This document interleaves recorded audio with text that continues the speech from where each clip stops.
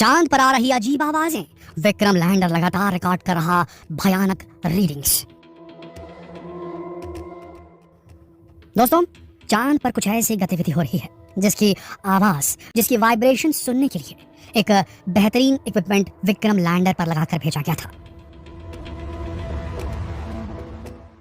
उस इक्विपमेंट का नाम था इल्सा।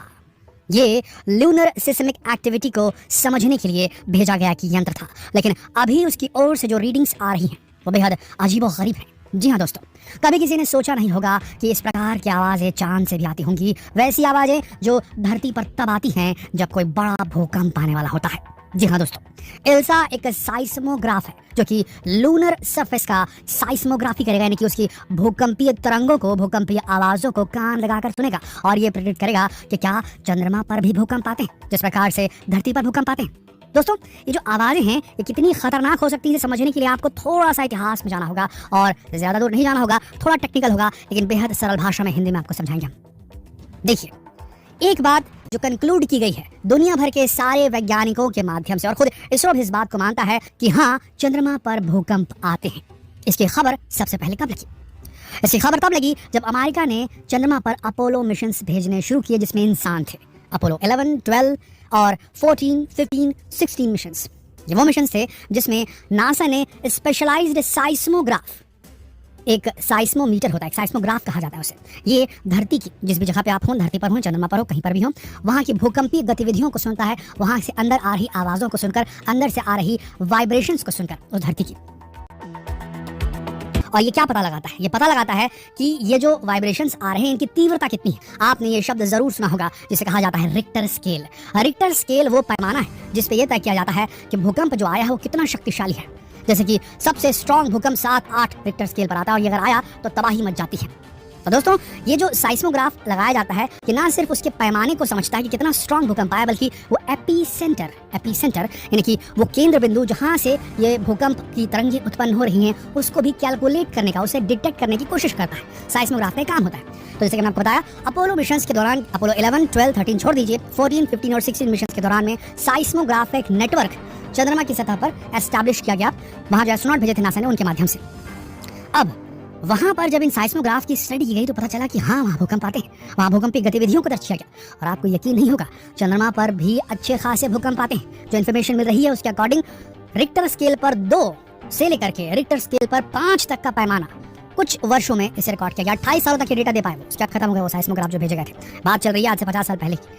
28 साल तो बहुत पहले खत्म हो गए होंगे, लेकिन उसमें 5 रिक्टर स्केल तक का पैमाने का भूकंप सिर्फ उस इलाके में आ गया था जहां पर अपोलो के जितने भी यात्री उतरे थे। तो बहुत छोटा सा इलाका था। पूरे चंद्रमा की अगर बात करें तो हो सकता है बड़े भूकंप भी वहां आते हो, तभी वहां पहाड़ और ये सब बना हुआ है।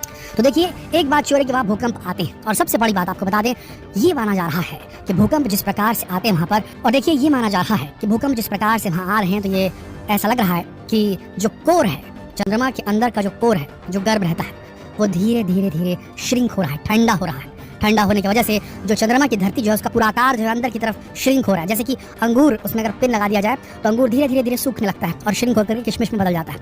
वो जो सलवटें बनती हैं, आपने देखा ना, ये सलवटें एक थ्रस्ट फॉल्ट नाम से एक टर्मिनोलॉजी दी गई है। जिस प्रकार से सलवटें किशमिश पर बनती है उसी प्रकार से सलवटें जो है वो चंद्रमा की सरफेस पर बन रही है, जिन्हें थ्रस्ट फॉल्ट्स कहा जा रहा है। ये ना समझ लीजिए कि वेव टाइप का लहरें बनी रहती है, रिंकल्स बने रहते हैं चंद्रमा की सरफेस पर। और इसे लूनर रिकनेसेंस ऑर्बिटर जो था नासा का, उसने over the period of time 2009 से लगातार अभी तक स्टडी किया और देखा कि उसमें चेंजेस आ रहे हैं। जो लहरें बनी हुई हैं वहाँ की धरती पर, वहाँ चेंजेस आ रहे हैं, मतलब कि वहाँ अच्छी खासी भूकंपीय एक्टिविटी हो रही है, जिसका निष्कर्ष ये निकाला जा सकता है कि चंद्रमा पर जो है, हम ये कह सकते हैं, वहाँ पर टेक्टोनिक एक्टिविटी अभी भी चल रही है जिस प्रकार से धरती पर चल रही है, ठीक उसी तरीके से। और इसके बहुत सारे मायने निकाले जा सकते हैं दोस्तों। इस एक्टिविटी से पहले तो सुरक्षा करनी पड़ेगी हमको, हमारे जो यात्री वहाँ जाने वाले हैं। इसीलिए जो हमारा विक्रम लैंडर है उसमें लगा हुआ है इल्सा उपकरण, और ये इल्सा उपकरण जो है लेटेस्ट साइस्मोग्राफ है आज की तारीख में, साउथ पोल ऑफ मून में लगा हुआ। आज तक किसी ने साउथ पोल ऑफ मून में कभी भी कोई साइस्मोग्राफ नहीं लगाया, लैंड ही नहीं किया, तो लगाएगा क्या? तो साइस्मोग्राफ सबसे पहले भारत ने लगा दिया वहां पर।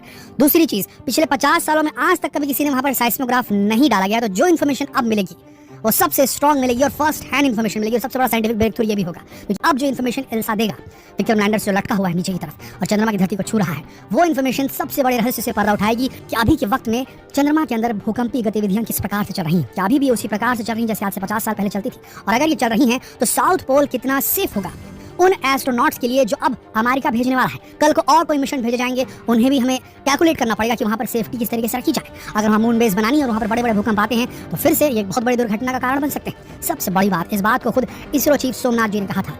3-4 चुनौतियां अभी भी बनी हुई हैं चंद्रयान के मिशन के ऊपर। नंबर 1, मीटेओराइट्स का स्ट्राइक। अगर अभी कोई अंतरिक्षीय पिंड आकर टकराता है उस इलाके में, जो कि लगातार गिरते रहते हैं वहाँ पर चंद्रमा के सरफेस पर, वहाँ का एटमॉस्फेयर है नहीं वहाँ पर, तो चीजें वहाँ के टकराती रहती है लगातार। ऐसी स्थिति में वहाँ पर अगर कोई छोटा मोटा मीटेओराइट भी हुआ और वहाँ करके टकरा गया सीधा जो हमारा प्रज्ञान रोवर है उसकी तरफ, तो चकनाचूर हो जाएगा, हमारा लैंडर भी खराब हो सकता है। दूसरा, हमारा कम्युनिकेशन लॉस हो सकता है। तीसरी चीज जो उन्होंने कही थी एस सोमनाथ जी ने, वो कहा था कि वहाँ पर 5 रिक्टर स्केल तक की भूकंपीय गतिविधियों को मापा गया है चंद्रमा की सरफेस में। दूसरी जगह पर, साउथ पोल में तो नहीं नापा गया है। तो अगर भूकंप के तेज झटके पड़ते हैं तो जिन 4 पैरों पर हमारा विक्रम लैंडर खड़ा है वो नीचे गिर सकता है और उससे हमारा कम्युनिकेशन टूट सकता है, उसके एंटेना दूसरी ओर गिर सकते हैं और हमारा कम्युनिकेशन फेल हो सकता है। तो आप समझ सकते हैं दोस्तों कि भूकंप कितनी बड़ी चीज़ है चंद्रमा पर, और उसे समझने के लिए इल्सा दुनिया की एकमात्र होप है, क्योंकि जो भी है चंद्रमा पर अभी वो चंद्रयान 3 ही है। अगर आप बात करें चाइना के चांग E5 जो भी वहाँ का रोवर घुमा रहा है वो अपना, उसकी अलग चीज़ें हैं, वो अलग अपने मापदंड लेकर चल रहा है, पर वो एक्टिविटी इस तरीके से नहीं नाप सकता जिस तरीके से इल्सा नाप रहा है जो साउथ पोल पर है। और साइस्मोग्राफ और बाकी सारे इंस्ट्रूमेंट जो इसने यूज़ किए हैं, इसरो ने इस्तेमाल किए हैं, वो चाइनीज स्पेस एजेंसी नहीं इस्तेमाल कर पाई है दोस्तों। तो ये इन्फॉर्मेशन जो आ रही है फर्स्ट हैंड इन्फॉर्मेशन है और दुनिया देख रही है चंद्रयान 3 की नजरों से चांद की गतिविधियों को। तो बने रहिए हमारे चैनल के साथ, जैसे कोई लेटेस्ट अपडेट आती है हम तुरंत आप तक लेकर पहुंचेंगे। जितना हो सके आप सबसे इस वीडियो को शेयर कीजिए फेसबुक पर, व्हाट्सएप पर, यूट्यूब पर, और हमारे चैनल को सब्सक्राइब करना, नोटिफिकेशन बेल को क्लिक करना बिल्कुल ना भूलिएगा। जल्द मिलते हैं आपसे अगली वीडियो में, तब तक के लिए आप सबका इस वीडियो के अंत तक बने रहने के लिए दिल से धन्यवाद।